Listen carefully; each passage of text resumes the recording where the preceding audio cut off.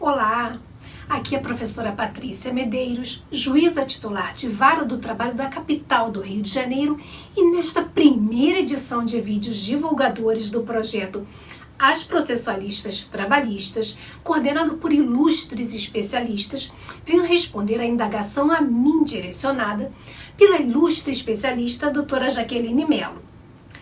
Professora Patrícia, a senhora que é especialista em precedentes judiciais e também em petição inicial trabalhista, pode nos responder: 1. Os pedidos devem ser líquidos? 2. A condenação fica ou não fica limitada aos valores apontados na petição inicial? Qual o impacto da nova decisão turmária do TST? Respondo por partes. Essa pergunta, essa indagação, perpassa primeiro pela análise do novo requisito da petição inicial trabalhista trazido pela reforma trabalhista, o requisito valor. É liquidez ou mera estimativa? E também perpassa pela análise fundamental da força obrigatória dos precedentes judiciais trabalhistas. Vamos por partes, então.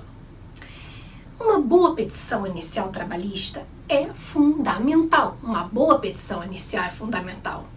E sem uma boa petição, o processo, que é uma sequência de atos, caminha mal até o final. Por quê? Porque existe um paralelo entre petição inicial e sentença. Se a petição inicial for certa, a sentença terá potencial para ser certa, precisa. Se for líquida, a sentença obrigatoriamente será líquida. Se a petição inicial for clara, a sentença terá que ser clara. Se for coerente, a decisão deverá ser coerente. Então, uma boa petição inicial é fundamental. Nós sabemos que, de acordo com o parágrafo 1º do artigo 840 da CLT, a petição inicial deverá conter a designação do juízo, a qualificação das partes, uma breve exposição dos fatos, o pedido, que deverá ser certo, determinado e com indicação do seu valor, a data e a assinatura do reclamante ou do seu representante. Ou seja, de acordo com a nova redação dada pela reforma trabalhista, o pedido deverá ser certo, determinado e com indicação do valor, sob pena de extinção do processo sem resolução do mérito. Parágrafo 3º do artigo 840 da CLT.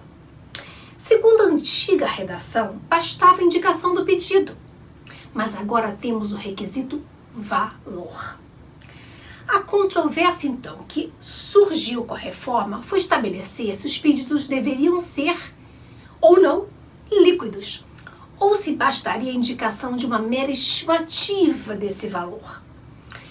De acordo com a justificativa do projeto de lei que deu ensejo à lei da reforma trabalhista, essa exigência é regra essencial para a garantia da boa-fé processual, pois só assim permite que todos os envolvidos na lide tenham um pleno conhecimento do que está sendo realmente proposto, do que está sendo pleiteado, além de contribuir para a celeridade processual com a prévia liquidação de pedidos já na fase de conhecimento, evitando-se novas discussões em fase de execução.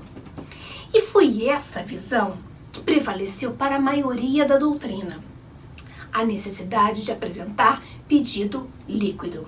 Nesse sentido, Manuel Antônio Teixeira Filho, Edilton Meirelles, André Araújo Molina, Francisco Antônio de Oliveira, os clássicos. E, apesar das divergências de posicionamentos dos tribunais e até de turmas dos tribunais, aqui no Rio, por exemplo, temos 3 posicionamentos. 1. Precisa liquidar com planilha de cálculos. 2. Precisa só liquidar. 3. não precisa liquidar, bastando uma mera estimativa de valor. O CSJT, reconhecendo que o atual sistema processual trabalhista como um todo realmente antecipou para a petição inicial a liquidação dos cálculos, estabeleceu por meio da Resolução 185 de 2017, atualizada em 2019 pela Resolução 241 e agora em 2020 pela Resolução 274, estabeleceu que a petição inicial deverá conter, sim, os requisitos do artigo 840, parágrafo 1º da CLT. E quais são os requisitos do parágrafo 1º? A designação do juízo, a qualificação das partes, uma breve exposição dos fatos de que resulte o pedido, que deverá ser certo, determinado e com indicação do seu valor, a data e a assinatura do reclamante ou do seu representante legal. Então, mas não é só. O CSJT estabeleceu também que os TRTs devem promover a capacitação dos advogados na usabilidade do sistema PJE Calc Cidadão, fomentando a distribuição de ações e apresentação de defesa independentemente do rito ordinário sumaríssimo, sempre acompanhadas da respectiva planilha de cálculos. Vejam só.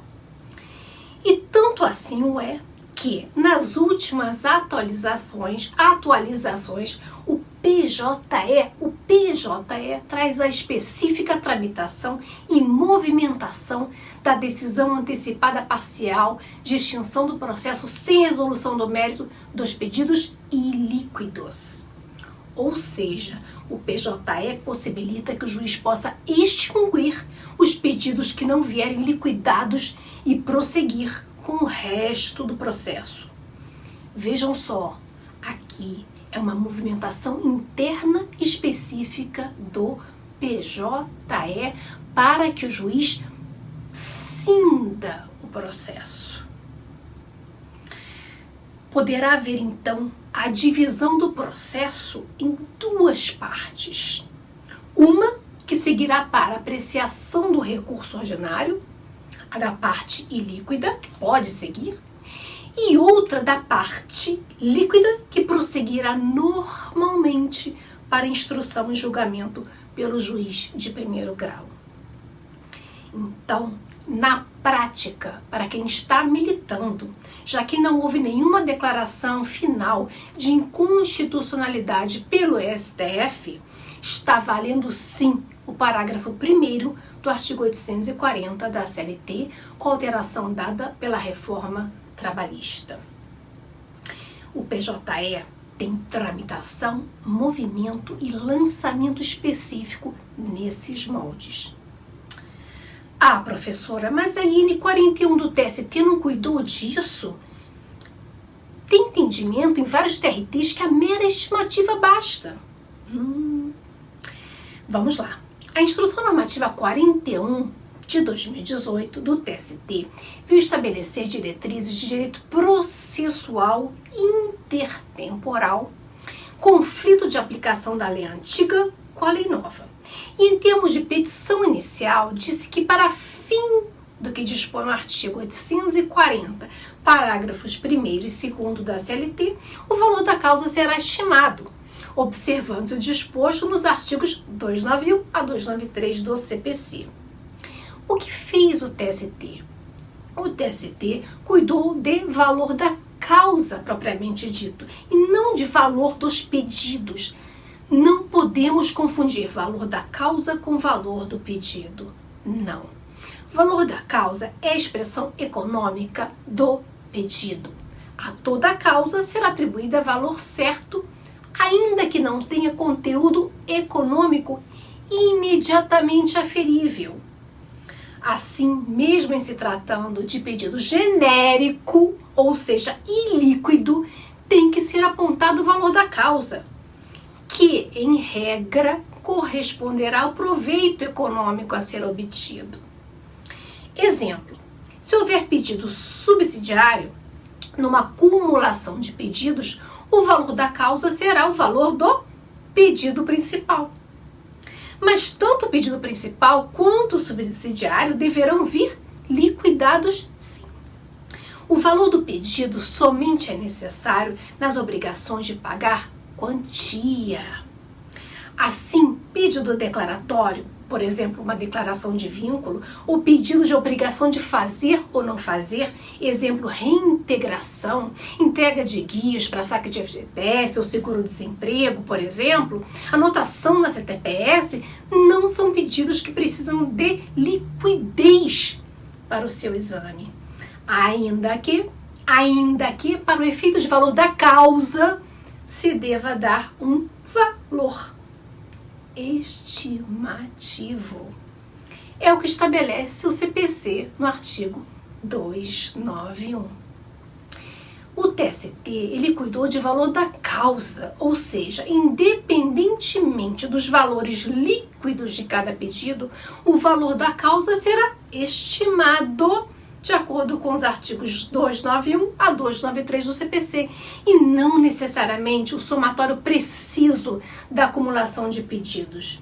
Até porque, como vimos, podem haver pedidos subsidiários, pedidos de prestações não pecuniárias.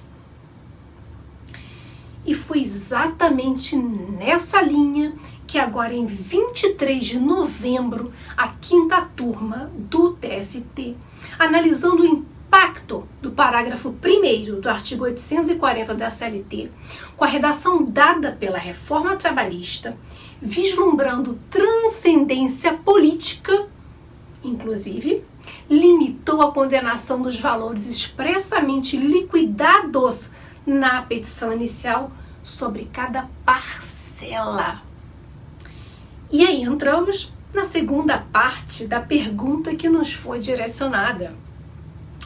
Professora, qual o impacto da nova decisão turmaia do TST? Essa decisão vincula ou não vincula? Não tem jeito. Atualmente, para sabermos a força vinculante, a obrigatoriedade de um julgado, de uma decisão, de uma jurisprudência, de uma súmula, não tem jeito. Não podemos deixar de compreender o sistema de precedentes judiciais trabalhistas. Mas isso será matéria para o nosso próximo vídeo. Agora, eu direciono a minha pergunta para a ilustre especialista, doutora Marília Martins, membra fundadora do projeto As Processualistas Trabalhistas. Doutora Marília, qual é o momento para impugnar os cálculos se proferida a sentença líquida? Você, mulher como eu, e que atua na área de direito do trabalho, esse projeto é para nós. Sim, agora temos um espaço específico para nós mulheres especialistas divulgarmos nossos textos, vídeos, artigos, publicações em geral sobre direito processual do trabalho. Seja muito bem-vinda ao projeto As Processualistas Trabalhistas. Aqui, buscamos uma perspectiva inclusiva e visamos com isso agregar um maior número de mulheres condutoras do projeto e de estudos aprofundados do direito processual trabalhista. É hora de nos unirmos e não sermos mais renegadas ao segundo escalão no direito processual clássico. Novos tempos, novas atitudes. Vamos nos aproximar e juntas construir uma comunidade jurídica composta de mulheres. Participe, contribua.